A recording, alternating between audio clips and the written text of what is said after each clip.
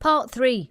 You will hear Leo, an architecture student, talking to his supervisor, Ms. Jensen, about his final year design project. First, you have some time to look at questions 21 to 24.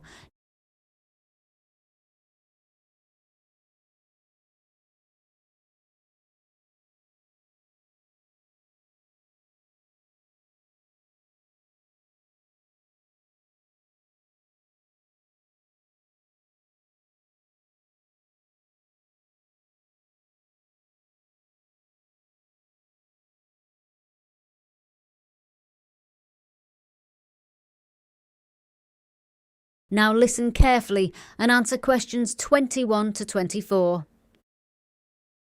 Come in, Leo. Have a seat. Thanks, Ms. Jensen. So, we're here to review the progress on your final design project. You've settled on the site for the community garden, haven't you? Yes, I've decided to go with the plot of land behind the old railway station. Interesting choice. It's quite a small site, isn't it? It is, but that's not really why I picked it. I know most students are looking for large open spaces to show off massive structures, but I wanted something technically demanding. You mean because of the rich history of the site? Well, the historical background is nice, but it's actually the topography that drew me in. The ground slopes quite steeply, about a 20-degree gradient from top to bottom. Dealing with that dramatic change in level is going to force me to be really creative with the landscaping. I agree. It's a bold move. Now, usually, with these urban sites, the financial budget is the main constraint. Is that the case here? The council has actually allocated a very generous amount of funding, so I'm not too worried about the money. That's good. The real headache is going to be the environment, because it's right next to the active train tracks. The decibel level is intense. I see. Yeah, creating a peaceful garden next to a busy commuter line is tricky. I'm going to have to design acoustic barriers that don't look like ugly concrete walls. That's my primary challenge. Right. And have you thought about specific features? I saw in your preliminary sketches you included a large pond. Yes, right at the bottom of the slope. I'd be incredibly careful with that, Leo. I know you want to encourage biodiversity, but remember this is a public space open 24 hours. You mean the risk of vandalism? I'm thinking more about liability. Unfenced water bodies in urban areas are a nightmare for health and safety compliance, especially with toddlers running around. You might want to reconsider the depth or the edging entirely. Point taken. I certainly don't want any accidents. I'll look into shallow wetland options instead. Good idea. Now, what about the community engagement? You need to show that the locals are involved in the process. I was thinking of organising a weekend where volunteers come out and actually help plant the trees. It's a nice sentiment, but the council usually relies strictly on their own contractors for the actual labour due to strict insurance policies. Oh, I didn't know that. A much better approach would be to get them involved in the digital planning phase. You could set up an online portal where they can vote on their layout preferences. That makes sense. It proves I've listened to their needs without dealing with the legal hassle. Before you hear the rest of the discussion, you have some time to look at questions 25 to 30.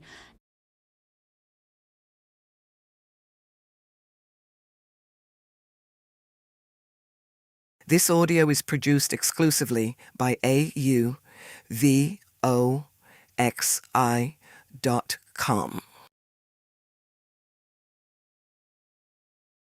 Now listen and answer questions 25 to 30. Right, let's look at the specific design elements you've listed here. I want to check you've thought about the practical implications of these choices. Let's start with the pathways. I was thinking of using crushed gravel. It looks natural and permeable. It does, but on a slope like that. The first heavy rain we get, it'll all wash down to the bottom. I hadn't thought of the runoff. Exactly.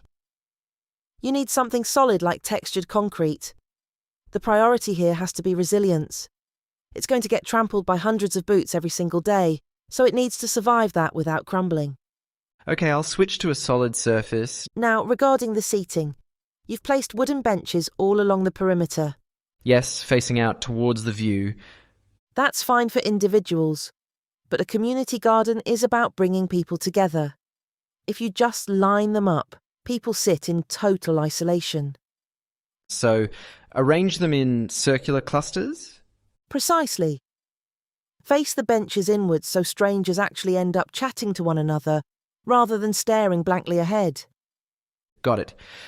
Group dynamics. What about the lighting? You've specified high-intensity floodlights for security. Well, I don't want any dark, unsafe corners. True, but there are residential apartments overlooking that site. If you shine bright beams right into their bedroom windows all night, the complaints will start immediately. So I need to use shields? Yes. You need to ensure the beams are directed strictly downwards. Okay, directional low-level lighting it is. Moving on to the planting scheme. You've suggested a lot of exotic flowers. I wanted a bright splash of colour. It looks lovely on paper, Leo, but who is going to look after them? The council won't send a gardener every week. You need drought-tolerant hardy species that basically look after themselves. Right, so focus on native shrubs. Exactly. Now, the shelter, that pavilion structure, it looks quite tall. I wanted it to act as a landmark. Just remember, that specific valley creates a tunnel effect.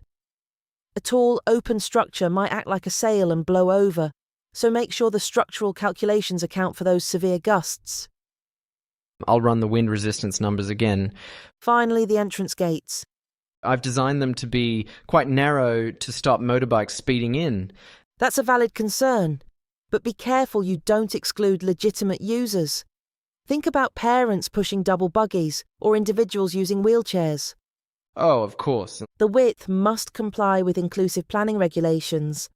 I'll widen them to the standard regulation. Thanks, Ms. Jensen. That's really helpful. That is the end of part 3. You now have half a minute to check your answers to part 3.